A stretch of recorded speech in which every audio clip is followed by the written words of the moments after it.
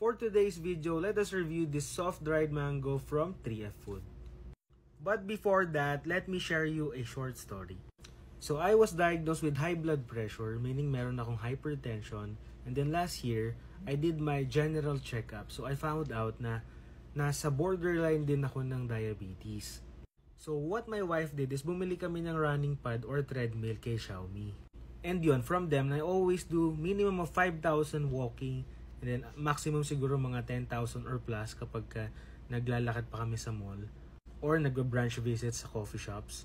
And mahilig kasi ako sa matamis. So actually yung family namin mahilig sa mga desserts yan. Pagka kumakain kami kailangan laging may dessert. And the mere fact na nasa borderline na ako, I have to reduce or I have to lessen my sugar intake.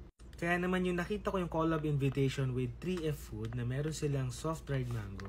Hindi ako nagdalawang isip and I applied for samples. So they have buy 3 take 1 of this soft dried mango. So I will show it to you. This has no fat, not fried, and sugar-free. So this is 250 grams. And then ang expiration date niya is next year pa, February 28, 2026. Yan. So may barcode siya here. This is healthy and fresh with 100% natural ingredient. Yan, no? So ito yung mismong packaging niya. Nagusot lang kasi pangatlo na ata to because binigay ko na sa family ko. So pinatikim ko to sa mom ko yesterday and then sabi niya bibili pa daw siya ulit. So nasarapan siya dito. So tara, open natin. Ito, mahirap lang kasi hindi mo, pag binuksan mo siya, tatama siya doon. So hindi mo, alam mo yun, may scrap yung mismong sticker niya. I don't know. I think para sa sealment din ito, no? So sa safety seal din nila. Pero yun nga, kailangan ko patanggalin ng tuluyan yung sticker which is matatanggal na yung mismong logo nila in manufacturer and the expiration date. So dinidikit ko na siya somewhere sa likod para hindi matanggal. Yan. So this is how I unpack this one. So buksan natin.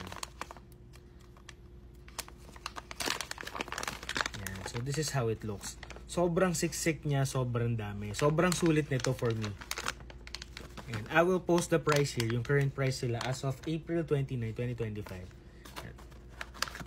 Sobrang thick. Yan.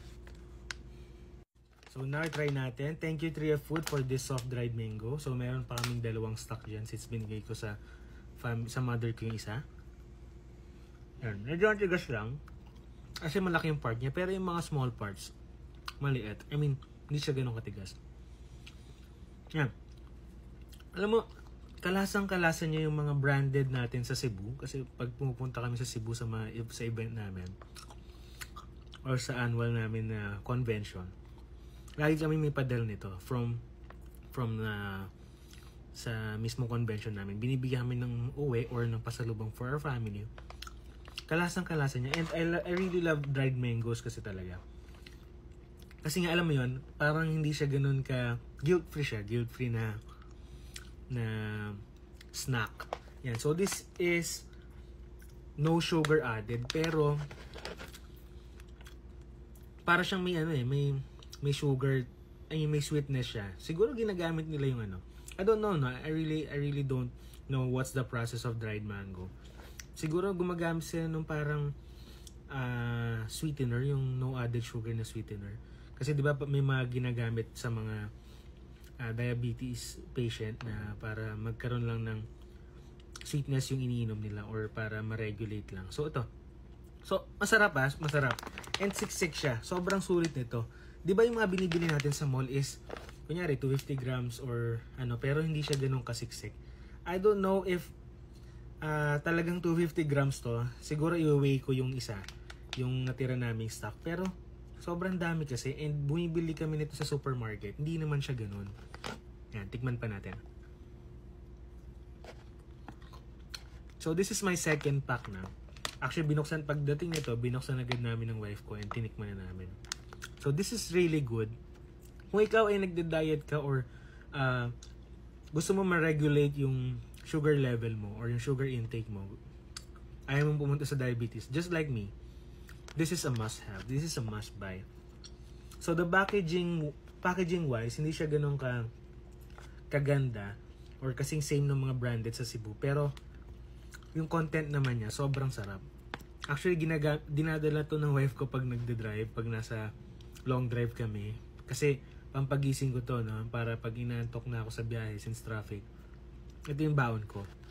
So from now on, bibili pa kami nito.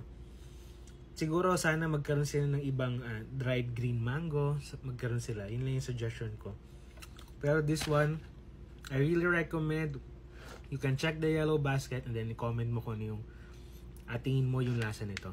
Right?